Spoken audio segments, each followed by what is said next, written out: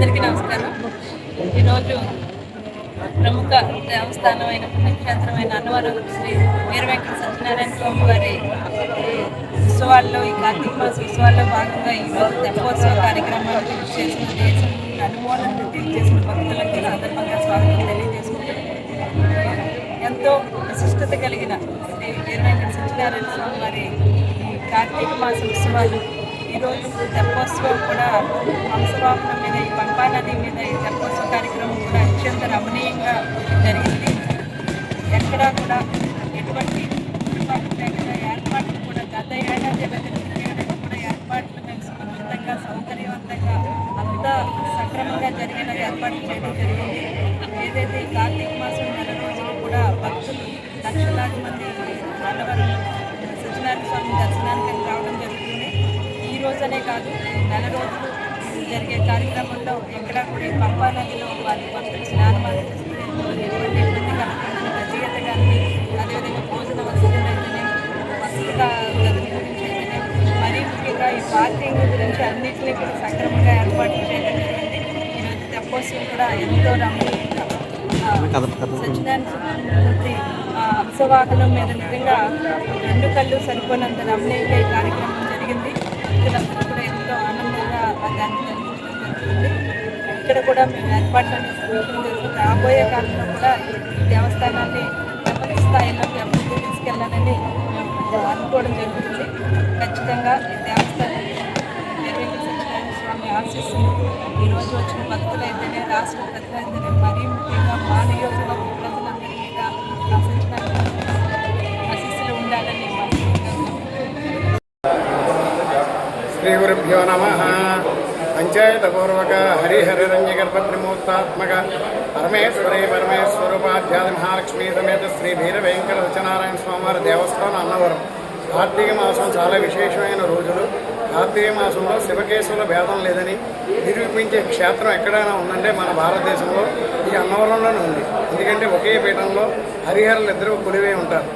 మనం తిరుపతి వెళితే అమ్మవారి దర్శనానికి రావాలంటే పద్మావతి దేవిని కిందకి వచ్చి దర్శనం చేసుకోవాల్సి ఉంటుంది. అలా కాకుండా సత్యనారాయణ స్వామి క్షేత్రంలో అమ్మవారు కూడా సత్యనారాయణ స్వామి వారి పక్కనే వెలిసి ఉన్నారు.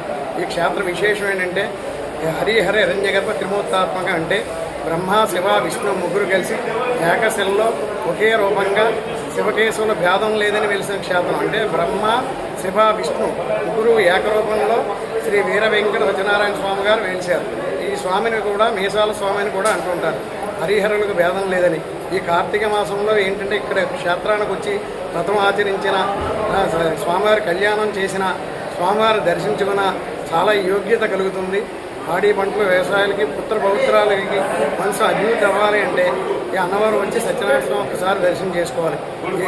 ఈ క్షేత్రంలో ఏమిటంటే ఏకాదశి పర్వదినాలు చాలా విశేషంగా చేస్తాం. ఈరోజు చాలా ముఖ్యమైన విశేషమైన దినం. అంటే ఈరోజు క్షీరాద్వాదశి.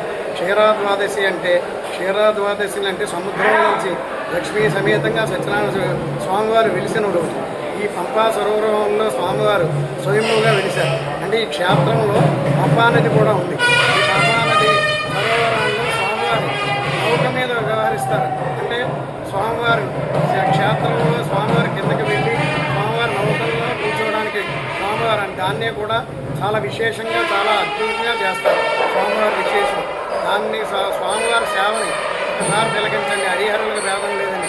అందుకే శివాయ విష్ణురూపాయ శివరూపాయ విష్ణువే శివస్య హృదయం విష్ణు విష్ణుస్య హృదయం శివ అన్నారు. శివకేశవుల భేదం లేని సుమ ఆ క్షేత్రానికి రండి, హరిహరులను గురించుకోండి అని స్వామివారి ప్రత్యేకంగా స్వామివారు వెలిచారు. దాన్నే కూడా తెప్పోత్సవం అంటారు. ఈ తెప్పోత్సవంలో చాలా విశేషంగా జరుగుతుంది. మా ప్రధాన అర్చకుల వారైనటువంటి శ్రీ కోట సుబ్రహ్మణ్య శర్మ గారి ఆధ్వర్యంలో చాలా విశేషంగా చాలా అద్భుతంగా జరుగుతుంది. ఆయన ఈ దేవాలయానికి ప్రధాన అర్చకుడు. నేను ఉపప్రధాన అర్చకులు అంటే ముఖ్య అర్చకుడిని. నా పేరు దత్తాత్రేయ శర్మ. ఈ ప్రధాన అర్చకులు అంటే కోట సుబ్రహ్మణ్య స్వామి వారి ఆధ్వర్యంలో మీ సేవా కార్యక్రమాలు జరిపిస్తుంటాం. ఈరోజు స్వామివారిని సత్యజ్యోతిని కూడా తీసుకొచ్చాం.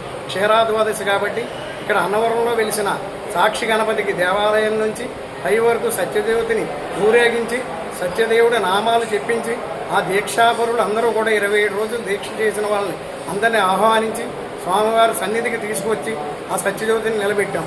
ఆ సత్యజ్యోతి ఆధ్వర్యంలో కూడా కోట సుబ్రహ్మణ్య శర్మ గారి ఆధ్వర్యంలో జరిగింది. ఇది చాలా విశేషంగా జరిగింది. చాలా అర్చకులు, పండితులు, కొత్త పురోహితులు, వేద పండితులు, తర్వాత పరిచారకులు అందరూ సమిష్టిగా సత్యజ్యోతిని పైకి తీసుకొచ్చాం. సత్యజ్యోతిని తీసుకొచ్చి స్వామివారి సన్నిధిలో ఆ జ్యోతిని నిలబెట్టాం. అంటే సత్యజ్యోతి చాలా విశేషం. సత్యజ్యోతిని తీసుకొచ్చిన తర్వాతే క్షీరాద్వాదశి పూజా కార్యక్రమాలు ప్రారంభమవుతాయి.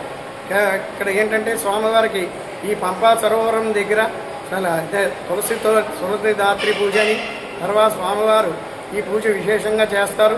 తర్వాత ఉసిరి చెట్టు, తులసి రెండు కలిపి చేసేదాన్నే తులసిదాత్రి పూజ అంటారు. చాలా విశేషమైన పూజ. ఆ పూజ ఎక్కువ కూడా ఆడవారు ఎక్కువ ఆచరిస్తూ ఉంటారు. ఎందుకంటే సౌభాగ్యంగా ఉండాలి, పాడి పంట వ్యవసాయంగా ఉండాలి, పిల్లల అభివృద్ధిగా ఉండాలని చేసే కార్యక్రమాన్ని తులసిదాత్రి పూజ అంటారు. ఈ పూజ అయిన తర్వాత పర్యంతం తర్వాత స్వామివారిని ఆ తెప్పలోకి తీసుకువెళ్ళి స్వామివారిని 3 పర్యాయాలు ఆ పంపానదిలో వివరించి స్వామివారు విశేషంగా భక్తులకు అనుగ్రహించి మళ్ళీ స్వామివారి కొండ మీదకి తీసుకొస్తారు. దాని పలకీలో స్వామివారిని తీసుకెళ్లి ప్రత్యేక అలంకారాలు చేసి ఈ కోట సుబ్రహ్మణ్యం గారి ప్రధానార్చకుల ఆధ్వర్యంలో ఈ కార్యక్రమం చాలా అత్యంత వైభవంగా విశేషంగా జరుగుతోంది. కాబట్టి భక్తులందరూ తిలకించండి. ఒక్కసారి అన్నవరం రండి, స్వామిని దర్శించుకోండి, కోరిక విన్నవించుకోండి. అడిగిన వెంటనే కోరికలు ఇస్తారు. కాబట్టి అన్నవరం సత్యనారాయణ స్వామివారు అన్నారు. అందుకే మూలతో బ్రహ్మరూపాయ, మధ్యతో శివరూపాయ, అగ్రతో విష్ణురూపాయ, సత్యనారాయణం దేవం వందేహం కామదం బ్రహ్మం లీలయా విదతం విస్మం ఏన తస్మై నమో నమః. ఇక్కడ ఏంటంటే ఏకాదశి రోజున స్వామివారి విశేష పూజలు ఉంటాయి. శివుడికి సహస్రనామాలు, సత్యనారాయణ స్వామి అంటే విష్ణు సహస్రనామం, అమ్మవారికి లలితా సహస్రనామాలతోటి ప్రత్యేకంగా పూజలు జరుగుతూ ఉంటాయి. చాలా పర్వదినాలు కాబట్టి భక్తులు అవి విశేషంగా వస్తుంటారు. తెల్లవారుజామున 2 గంటల నుంచి సుప్రభాతంతో స్వామివారి మేలుకొల్పి చాలా విశేషమైన పూజలు చేస్తారు. చాలా కార్తీక మాసం అంతా కూడా చాలా పర్వదినాలు. ఈ పర్వదినాల్లో ఒక్కసారి అన్నవరం రండి, స్వామిని దర్శించుకోండి, స్వామివారి కృపకు పాత్రలు రండి. చాలా విశేషమైనది. అంటే ఈయనకి ఈ క్షేత్రానికి క్షేత్రపాలకులు ఎవరంటే సీతారామచంద్ర స్వామి. ఈ రాముల వారి క్షేత్రపాలకులు కింద ఉన్నారు. అంటే ఒక్కొక్క క్షేత్రానికి ఒక క్షేత్రపాలకులు ఉంటారు. ఈ క్షేత్రాన్ని రక్షించేది రాముల వారు. కాబట్టి రాముల వారు స్వయంగా సీతారామ సమేతంగా వెళ్ళి స్వామివారి కార్యక్రమాలు, ఏ కార్యక్రమాలు విశేషంగా అద్భుతంగా చేస్తుంటారు. ఈ స్వామివారి కళ్యాణం జరగాలన్నా సరే సీతారాముల వారు వెళ్ళాలి. సీతారాముల వారు వెళ్ళిన తర్వాత సత్యనారాయణ స్వామి ఆహ్వానించి చేయాలి. ఈ రామ కళ్యాణం వచ్చినప్పుడు సత్యనారాయణ స్వామి వారు వెళ్ళి సీతారాముల వారిని ఆహ్వానిస్తారు. కాబట్టి చాలా విశేషమైన పూజలు విశేషంగా జరుగుతున్నాయి. సత్యనారాయణ స్వామి ఒకసారి దర్శించుకోండి, స్వామివారి కృపపాత్రులండి. నమస్తే నమస్తే నమో సత్యదేవ, నమస్తే నమస్తే దయాక్షేర సింధో, నమస్తే నమస్తే ప్రసన్నేక బంధో, నమస్తే నమస్తే నమో భగవతే వాసుదేవ్.